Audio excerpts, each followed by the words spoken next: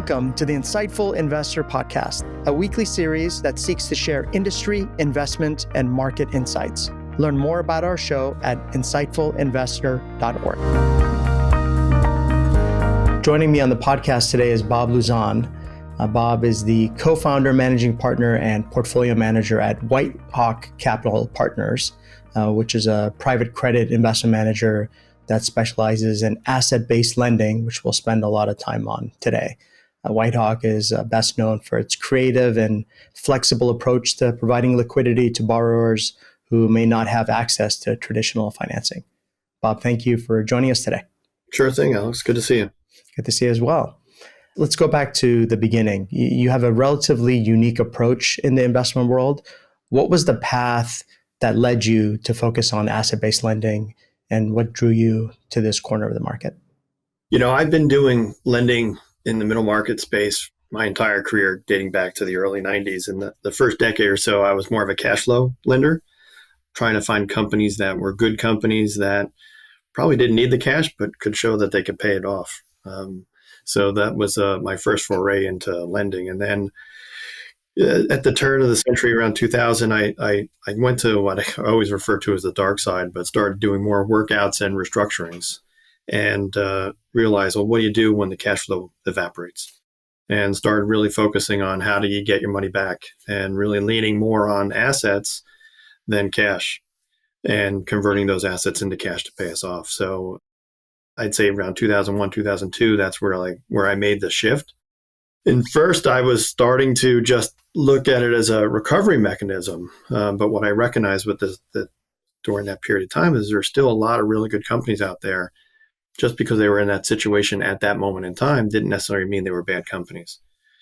So we started looking at them, and I did more on the offensive. Started lending directly into those situations because of the assets, not because of cash flow. And I've stayed with it. Really started to understand the asset values, the liquidation models, and really done it for the last 20 plus years. I know you have a strong aversion to losing money. A lot of investors do, but a lot of investors are willing to take more risk for higher returns. Are there certain experiences that shaped your overall risk mindset and investment philosophy when you look backwards? Yeah, I mean, look, I have always thought about it and I think no one likes to lose money, so I'm not like unique in that form, but I kind of look at it from the perspective of people are coming to us because they need some assistance. And I've seen that, throughout my career. And if we're willing to provide that, I shouldn't be penalized for it, right? Somebody shouldn't be able to jump in front of me. Somebody shouldn't be able to take the asset to collect the further own. If we're willing to step in at that last moment to try to allow the company to transition or to save itself, then I shouldn't be penalized for it. So I shouldn't lose my money. So we structure everything around that. And there are a lot of situations that I can go back in decades ago where it just didn't seem right that somebody would step in, do the right thing, and then be penalized for it. So everything that I do is a very keen eye to make sure that doesn't happen, but also to give the opportunity or the flexibility to the borrower or the company to succeed on their business plan, and give them the capital to do that. If they don't succeed, then that's okay. I'm okay with that because I have those assets, right? Is there a reason you focus on middle markets? I would say because the larger the company gets, the more people are interested in it. It takes the same amount of time and effort to do a small, call it a $10 million loan, as it is a $500 million loan. So people focus on the $500 million loan because you can make more money on it because of the volume. So the middle market sector is probably anywhere from 5 or 10, depending on who's defining it, up to 250, 300 million in deal sizes. And that can range in a company that does 100 million in revenue up to $2 billion a year in revenue. So it's the smaller deal sizes are really what is more attractive to us because there's less competitors in that sector. Yeah, which obviously allows you to get better terms for your investors. That's right. Which is really important. It's not necessarily always about terms. It's about structure sometimes. So terms are key. It's what gets our returns. But at the same point, you need to structure it in such a way to protect yourself, to protect the downside. So not everybody's aware of asset-based lending. Would you describe the landscape, who the borrowers are, who the lenders typically are, and how it essentially differs from lending based on cash flows? Every company has an asset. Cash is an asset, accounts receivable, inventory, machinery, equipment, real estate, recurring revenue streams, brand names. Those are all assets, and every company has at least one, if not several of them. When a company's generating cash flow, and that's probably 95+% of the lending market, they'll structure transactions based on how much they can afford to borrow, based on that leverage, on the amount of cash that they generate. When companies are no longer able to generate cash flow or sufficient cash flow, it kind of pushes them away from that market and into the arms of other types of lenders. Those lenders could be, someone like ourselves who say, hey, look, you have these assets. We'll lend you more capital or provide more liquidity to you because we're willing to lend against the value of those assets, not necessarily the book value that you have on your statements, but it would be more of call it a liquidation value.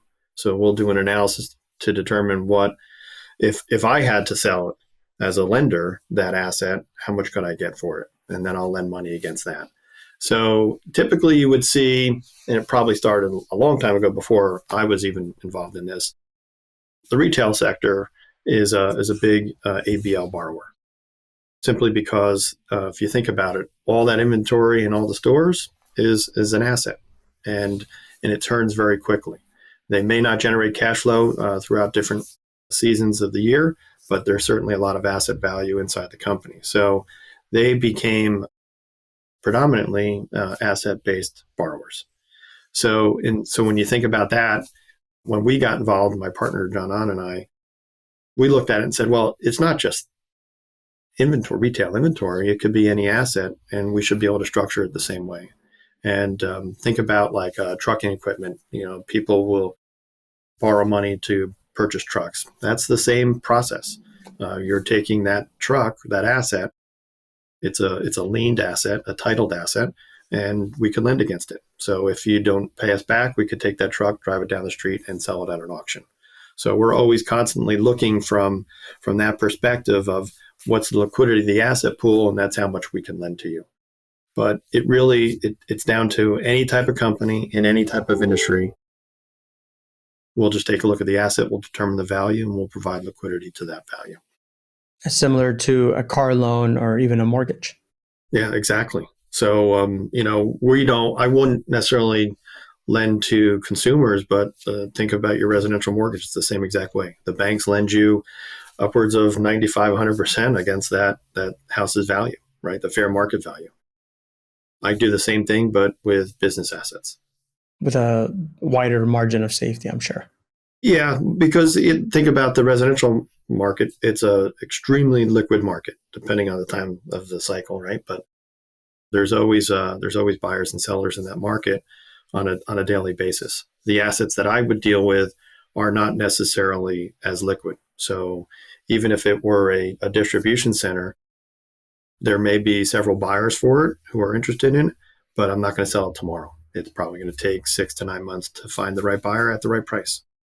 So that liquidity model has to be taken into account when you provide money against it.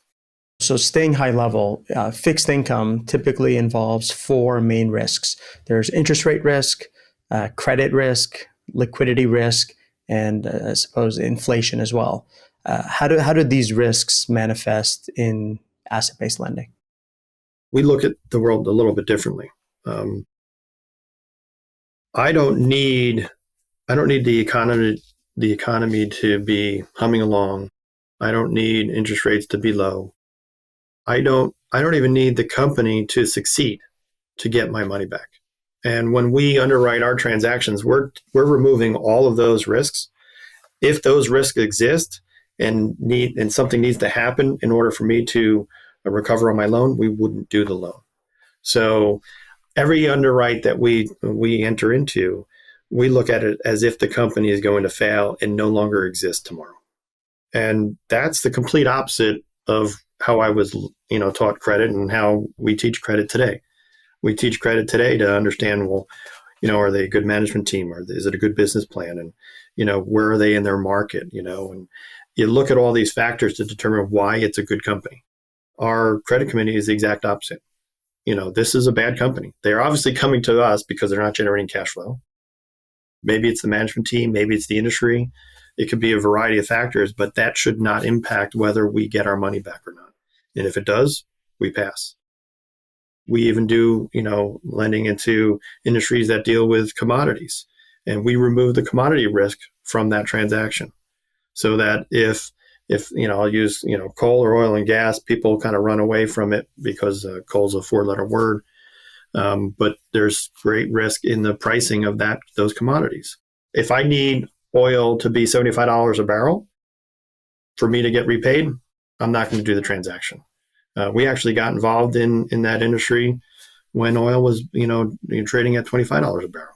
Well, that's everyone says, well, how do you make money? Well, it's not about the oil; it's about the asset, and the asset for us in those cases is not the commodity.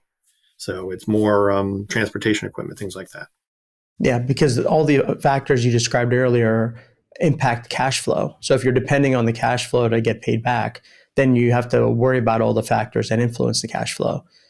In your case, you're focused on the asset, so you effectively remove the risk of all those other factors. Yeah, and don't get me wrong, I love cash flow. Cash flow is what pays you back. Cash flow generated by the operations is ideal. It's the number one source of repayment for anybody, and even including ourselves. But it's all about liquidity for us. It's about making sure there's enough liquidity in the system of the company throughout the process of our loans, and making sure there's enough liquidity in the asset itself so that I can convert it into ultimately cash. So it is about cash, don't get me wrong, but it doesn't need to generate cash flow for us to be repaid. So in that regard, asset-based lending is often described as asset-rich, cash flow poor companies that can't get traditional loans. So you talked about retailers falling into this category. Are there other industries or sectors that are typical borrowers? The answer is no. I think retail is probably the one industry that kind of stands out. All other industries are driven off of cash flow metrics. Now, we kind of move when industries are out of favor or when when companies are underperforming. So it's not a wholesale, hey, this industry, trucking is 100% asset based. It's not. It tends to be when cash flow tightens, leverage goes from 3 times to 6 times, and all of a sudden the banks or the other leverage provider wants out. So we go in, we take a look at the asset values, and we evaluate their true worth, and then we provide the liquidity that way. So it's not. There's not several industries that are all just ABL borrowers like retail. Retail is just a different animal altogether. It's interesting what you just described. So if you look at the landscape of lenders, in traditional credit, managers typically do well in strong economies and struggle in downturns. And then you have the distressed managers who look for bargains in bad environments. But your approach seems to avoid needing either of those scenarios. Would you walk us through that lending model? Yeah, that's a good point. Look, we don't like right now. This is a good environment for us, right? Banks are pulling back. That means more people need to borrow money from other sources. There's a lot of uncertainty in the markets, whether it be tariff issues, interest rates. It could be logistics types issues. It all kind of plays into the instability in the capital markets, and that causes more opportunities for us. We certainly do better when this type of market occurs or there's a recessionary type market, because it really is driven off of when the capital markets start to pull back. So when the largest lenders out there, who are the banks, start to provide less capital, it opens up more opportunities for us. The toughest market for us is when interest rates are really low and the economy is humming along and the banks are throwing out money left and right. In a good way, don't get me wrong. but it just means there's less opportunity for us. Even a mediocre company in that environment can obtain capital, a cheaper form of capital from a bank. But in markets like this, the banks are taking a look at it and saying, hey, look, we'd like to pare back on our exposure. And that's where we get involved. And we help them. We partner with them in a lot of situations like that. So this is a really good environment for us. And again, if it's driven off of the fact that cash flow is declining, that's okay for us. If there's assets in the company, we'll lend against those assets. So it's definitely a better environment when the markets are softer than when they're not. But there's always bad management teams and there's always industries out of favor. So even in good times, our portfolio still performs very similar. And, our ability to deploy capital is equal. Are there any typical characteristics of companies that fit into your buy box?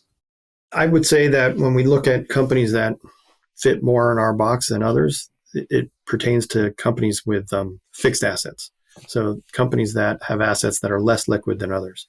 The banks are always very comfortable lending against accounts receivable and inventory because those assets turn quite often, and they tend to lend more on revolver type loans, and those assets tie very closely with that. We lend on term loans, and those term loans are tied more towards the fixed assets and the tenor of the life of that asset. So it's certainly definitely more towards the less liquid assets, even think like real estate, something that's longer lived. One thing that I find interesting is your strategy is unusual in that expected returns may actually increase during economic downturns, which is pretty different from most managers in credit. Would you talk us through how that works?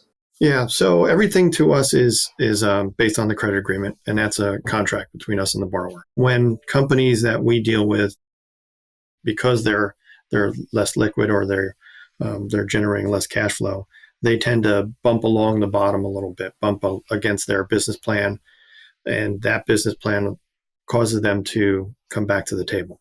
And every time they come back to the table with us is another opportunity for us to tighten our structure, improve on our exposure to the company. And when I say improve, means reduce our exposure, our risk, but also to generate additional income. And those incomes come in the form of fees or additional points that we would generate based on the company needing some flexibility to that contract, to that credit agreement.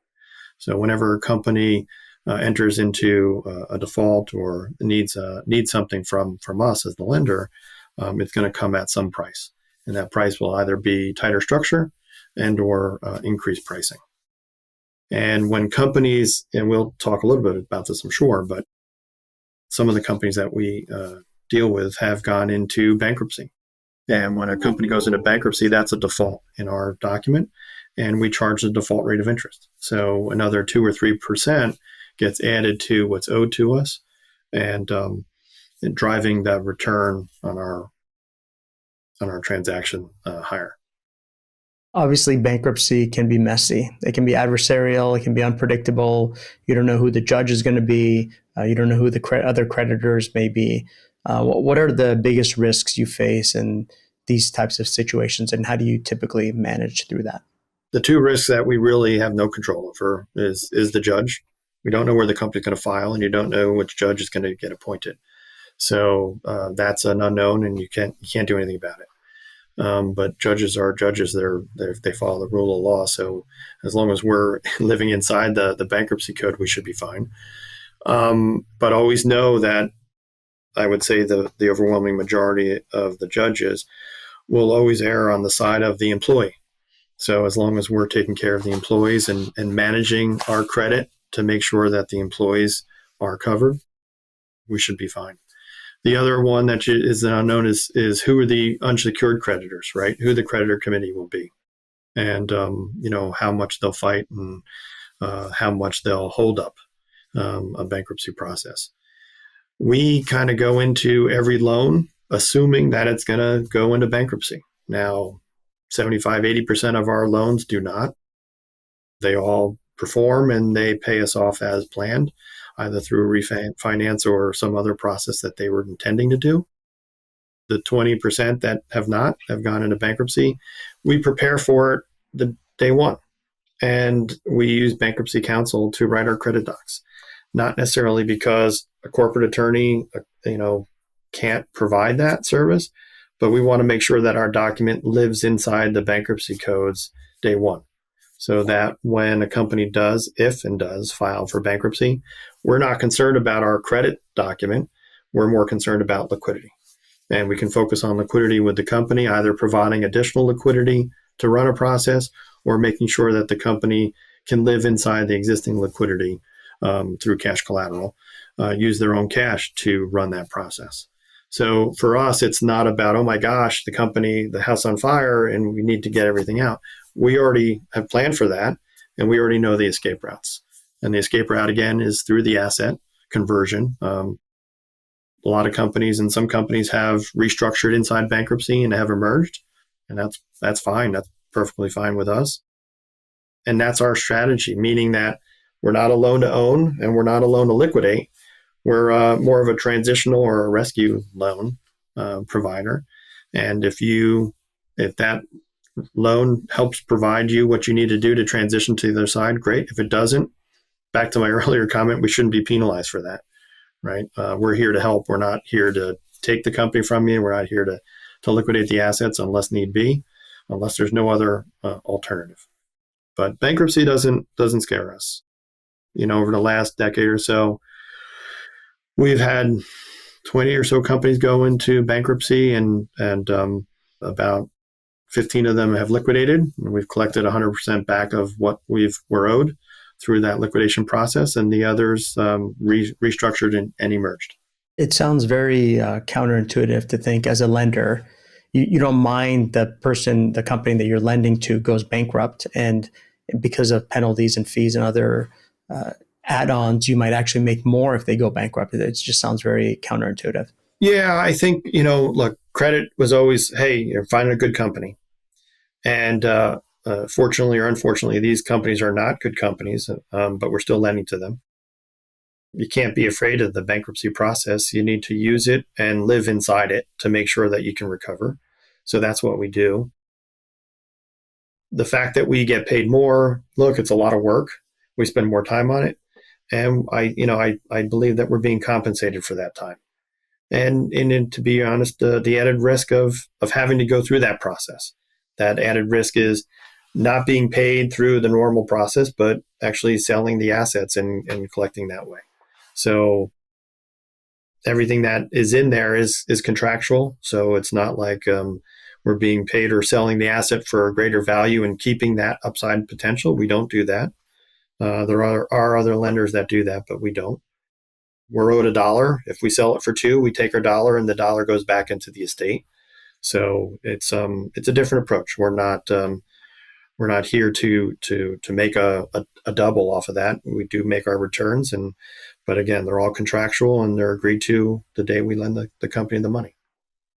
So as a lender, if bankruptcy doesn't cause capital impairment, what is the risk of permanent impairment of capital?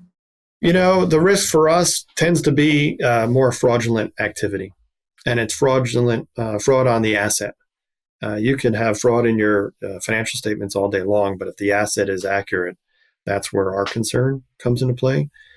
We do a lot of work on the front end to determine that. Typically, fraud in the asset is it doesn't exist. And so we do a lot of work to make sure that it does. A lot of it is eyes on. A company that's performing and borrowing against the assets, maybe 25, 30% of the assets actually are seen. And then everything else is just extrapolated from that. When we get into a transaction, we see up to 90% of the value of the asset. That may be 100% of the asset or 99% of the asset itself, or it could be 50% of the asset, but we're really looking for the value. So we'll look at and have eyes on, and we pay people to do that if we're not doing it ourselves. And then we monitor it, and we're looking at it all the time so that the asset can't be sold out without us. And mostly because we'll title the assets and they can't sell it without us releasing it. So a lot of work is done on the front end, on the diligence side, and on the structuring side to make sure that the asset and any fraud can be minimized and mitigated. The other time where you can be impaired on an asset is if it's live. So think about livestock, think about like plants, nurseries, things like that, poultry. Anytime there's a live nature to the asset, you need to guard against that permanent loss because something can happen to it. And we've seen that time and time again in the nursery business. We've seen entire flocks get wiped out because of disease. We haven't lent into those sectors. Have we been shown those sectors? Yeah, we have. But it's really hard to get comfortable with something unless there's 100% insurance backed against that.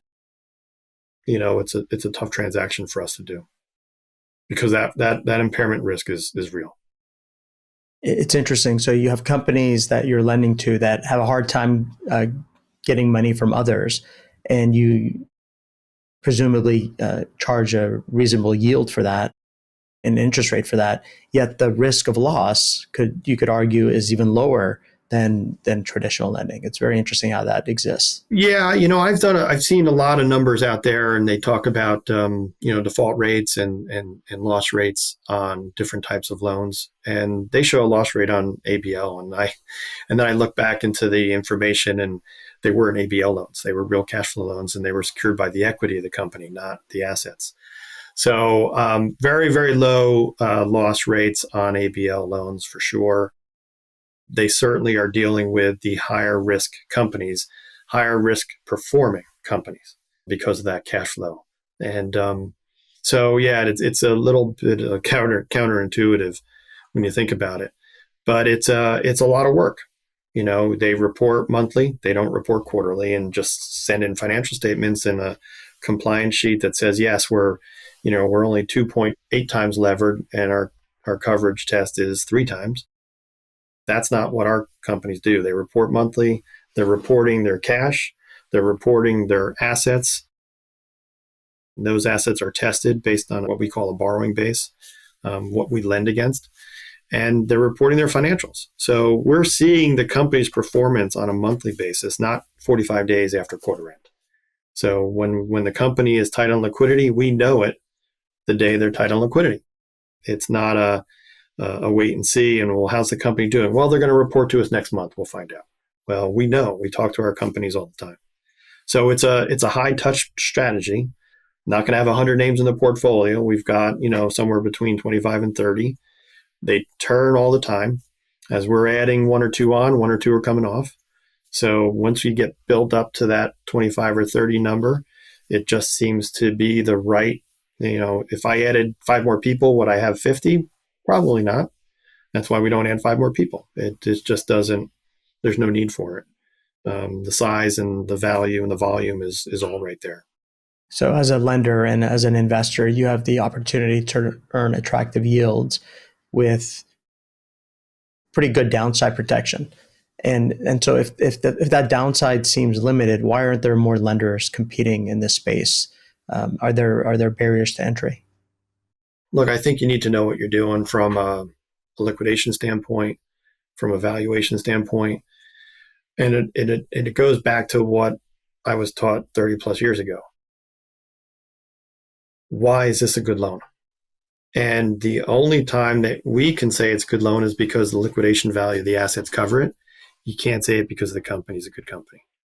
We've had investors where they've called up and said, hey, you've lent money to a bankrupt coal company. Are you crazy? No, I'm not. My collateral it's accounts receivable, which pays in 15 days from all the investment grade power companies in the eastern side of the U.S. So no, I'm not worried about it. And they stopped calling. And then the company emerged from bankruptcy and we get paid off and, our returns were what they were. People don't want to address that. They don't want to see the company that's on the front page of the Wall Street Journal because they're going to file for bankruptcy.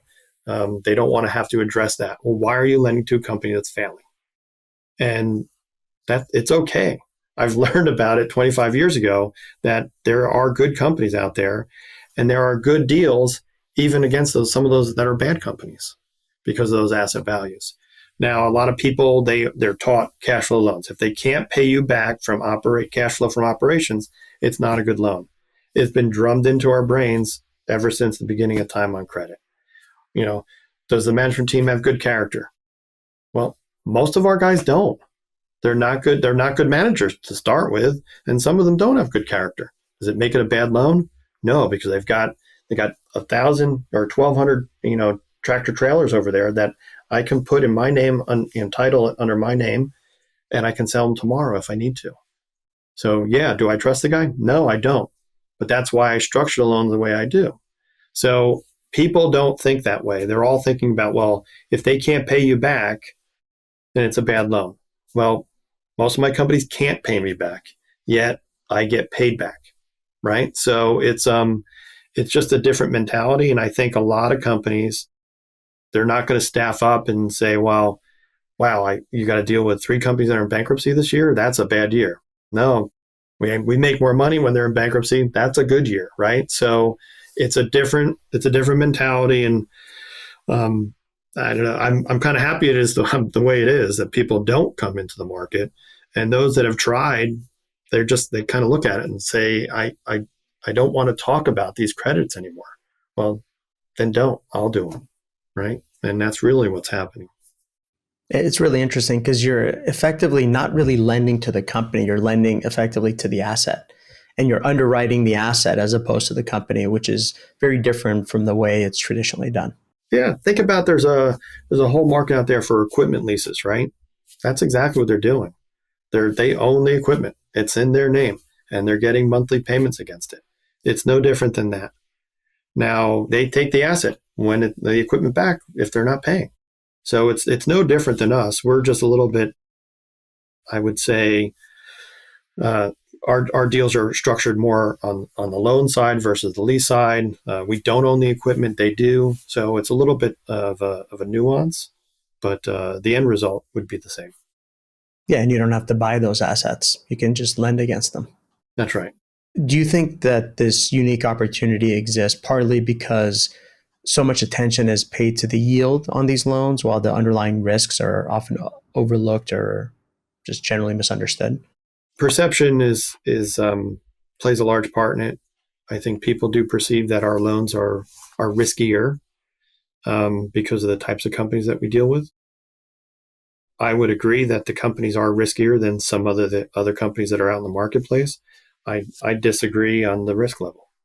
Now, it's there's a lot of work that goes into it to mitigate those risks, and we spend a lot of time monitoring throughout.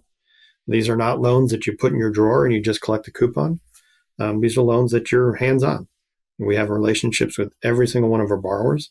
It doesn't mean that we're going to go out and have a beer with them, but they're relationships because we're their finance partner.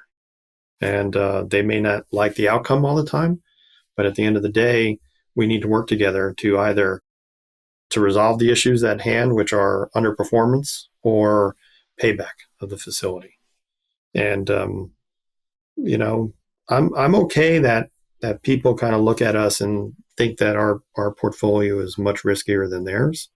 If all of my company's cash flow goes to zero tomorrow, I can still go home and I sleep at night. I don't worry about it. If I were a cash flow lender and all my companies went to zero, I would lose a lot of money. I just would. I've experienced it. I've seen it before, when I was a cash flow guy. It just happens. There's nothing you can do about it. We've never had, look, as risky as people think our portfolio is in the companies, we've never had a payment default, right? So when you see the defaults tick up in the market and they say, oh, the default rates are now 3.5%, that's because somebody had a bond or a convertible note or some other debt structure and they didn't make a payment. Our borrowers don't do that. And I think that says a lot. Now, 75% of my loans have a default. They missed a covenant, and that's why we structured things the way that we do. Maybe they didn't report something on time. That's just another opportunity for us to, increase our yield because they have to come to us. They need us to release that.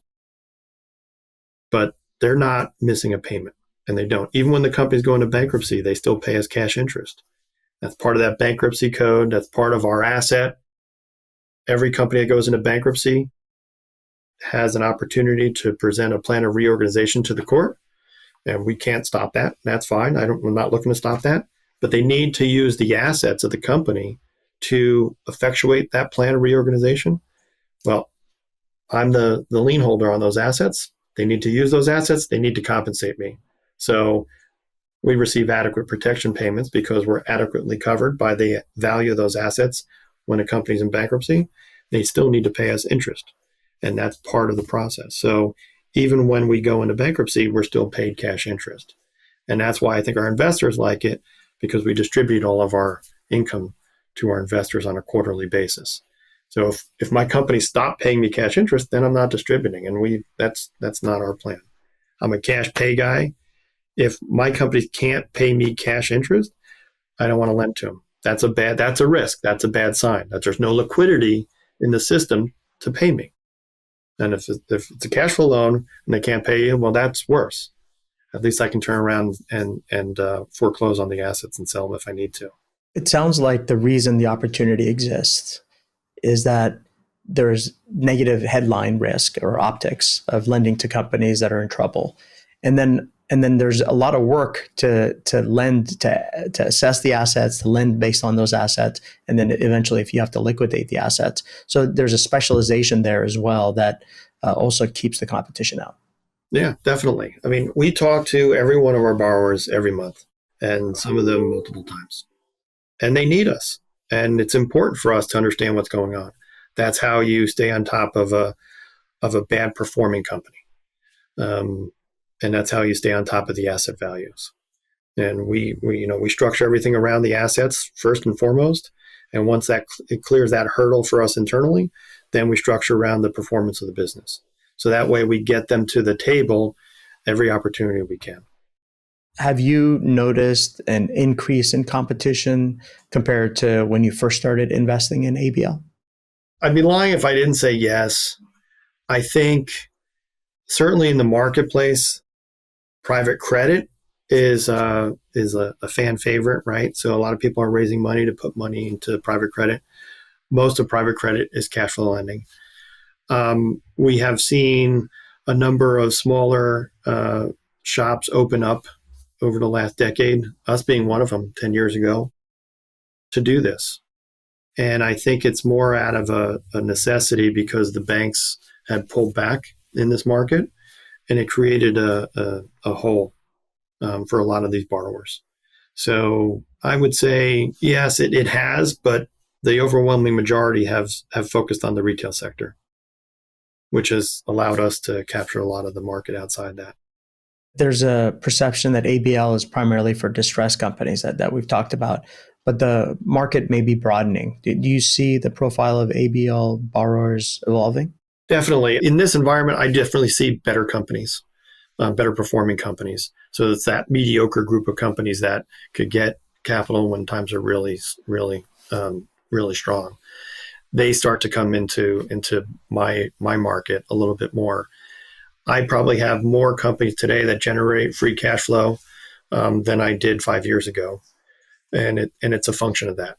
So more companies are using it as a way to generate additional liquidity and additional capital to expand, to grow. So we've got a couple of companies that are growing, and because they're pouring all their money back into their business, the banks are not comfortable that there's not enough liquidity in the system.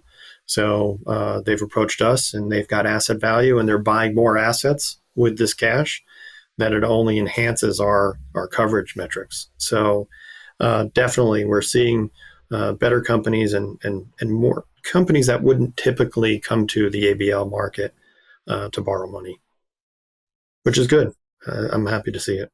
How do you see the role of technology such as AI or data analytics evolving in asset-based lending, both for underwriting and also for risk management?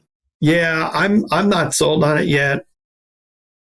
I think from the underwriting perspective, I'm an old school newspaper type of guy. I kind of think you need to analyze it and figure it out. So I'm not quite there yet for somebody can spread numbers for me all day long, but I still think you need that person to figure it out, make sure the numbers are accurate and where they're coming from. From the monitoring side, look, I think this is more important than everything. And getting in the room, sitting down with the borrowers, talking with the borrowers, understanding their business. I can read it as much as I want, and we use it to kind of do research and whatnot. But there's nothing that is better than face-to-face interaction, getting it live from the horse's mouth. Do I think it can help in certain aspects of lending? I do, absolutely. We've seen it, throughout the years. The banks have employed it through residential mortgages and lending and stuff like that, where it's I wouldn't call it rote, but it's all just data driven and data point driven, and it's data input. For us, it's a little bit more analytical and trying to understand what the business is all about. The asset side, it's still hitting the auction, seeing who's buying it, seeing what they're paying, understanding that market. There's nothing like getting into a live auction room and seeing who's actually doing the buying and how large their wallet is when they walk in. It's here to stay. It's growing, no doubt. But from our perspective, when companies are not the best performers, not so sure what AI is going to teach you if you got to figure it out yourself. Yeah, and it sounds like there's a qualitative aspect that is hard for the computers to take over. Yeah, it's trying. Trust me, it's definitely trying. We see it a lot on the legal side, certainly in the documentation and precedents and the searches and whatnot. So it's definitely helpful. There's no doubt. Yeah, you still have to interpret it, and you still have to understand it and evaluate it. So it's I think it's helpful. I just don't think it's replacing, for us anyway. Yeah, well, we live in a highly uncertain economic environment. You have persistent inflation, high interest rates, geopolitical risks. Are you adjusting your underwriting standards or portfolio construction given this backdrop? People always ask us about diversification and concentrations, and I adhere to it all. I do. But what we really focus on and the impact of everything, and like now we're kind of going through this whole tariff exercise with our portfolio. How does it impact the asset, right? If it increases liquidity or decreases liquidity of that asset pool, that's how we attack it. So our first question out to our borrowers was not how does this impact you? What's your liquidity? Okay, where is it today? Where do you see it 30 days from now? And what in your business could possibly change by what's going on in the marketplace that will impact your liquidity? So we started there with them about 2 or 3 weeks ago. Everybody was fine. Obviously, some companies always struggle with liquidity, so it had nothing to do with this. But then the next question was, all right, where are the assets? How are they impacted by this? Where are the buyers? And we did that, not necessarily with the companies, but we did that. Reached out to our contacts in the auction market, in the secondary market, with the appraisers, and talked to them about the assets and what's happening to the secondary market of those assets, and do we need to make any adjustments in the credit agreement based on that? So, our portfolio today, other than the retailers will have some impact. But again, our first question to them was liquidity. So the inventory there, we're not worried about the value. There may be a point or two one way or the other, but it's always about liquidity and what that does to liquidity for the retailer. So, but the rest of our companies, other than one, are not too impacted today. But we do focus on that. And again, we start with liquidity, then we go to the asset, then we go back to the business and say, okay, how does this impact the business, and how does that translate into first your liquidity and then into the asset pool. Most of our assets are domestically domiciled. Very rare that we'll have anything that's overseas. And so far so good. The secondary market is holding pretty firm on all of them. Well, Bob, I appreciate you sharing all your insights. describing your unique approach to lending. I think it's very interesting, and I hope our listeners enjoyed it as well. Thank you. Alex, thank you. It was good seeing you. And yeah, we'll chat soon. Thanks for listening. We hope you enjoyed this episode. Please visit our website at insightfulinvestor.org to access past shows and learn more about our podcast. If you have questions, feel free to email us at info@insightfulinvestor.org. And if you enjoyed the discussion, please subscribe to this podcast to ensure you don't miss future episodes. And don't forget to forward today's conversation to others you think would enjoy listening.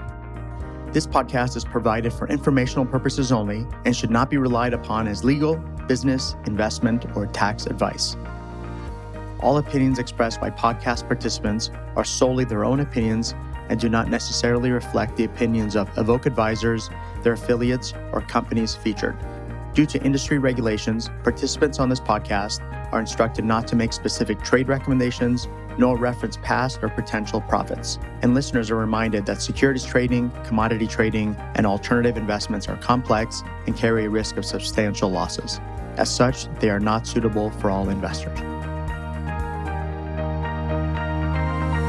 Listeners should be aware that guests featured on The Insightful Investor may have current or past associations with Evoke advisors or the host, including as an investment manager of a private fund opportunity by Evoke, or access through an affiliated Evoke fund, or as a client. Participation as a guest on the podcast should not be perceived as an endorsement or testimonial with respect to Evoke advisors, the podcast host, or their services. Similarly, the inclusion of a guest on the podcast does not imply that Evoke advisors or the host endorses the guest or any company with which they may be affiliated or employed. Evoke has neither paid nor received compensation from guests for their participation.